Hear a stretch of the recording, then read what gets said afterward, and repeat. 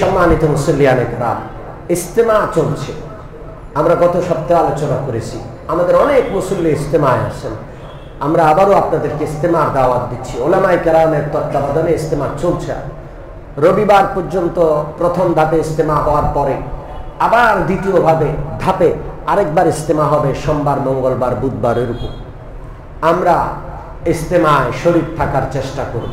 সময় সুযোগ থাকলে বেশি বেশি থাকবো, সময় না থাকলে অন্তত মাঝে মাঝে গিয়া হইল এই ইজতেমার দোয়া নিব, বরকত নিব। রাজি আছি না ইনশাআল্লাহ? রাজি আছি না ইনশাআল্লাহ? একটা পক্ষ মারামারি করেছে, মারামারি না আসলে আক্রমণ করেছে। মারামারি তো উভয় পক্ষ থেকে হয়। আমিও আপনাকে একটা দিলাম, আপনিও আমাকে একটা, এটা মারামারি। এখন আপনি এসে আক্রমণ করলেন, এটা তো মারামারি না।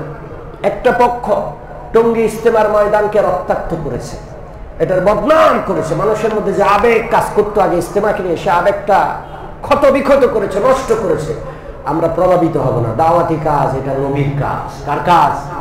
আমরা আলেমদের তত্ত্বাবধানে দাওয়াতি কাজের পক্ষে সবসময় থাকবো ইনশাআল্লাহ। আল্লাহ আমাদের সকলকে কবুল করেন, ইজতেমাকে আল্লাহ কবুল করেন, আমিন।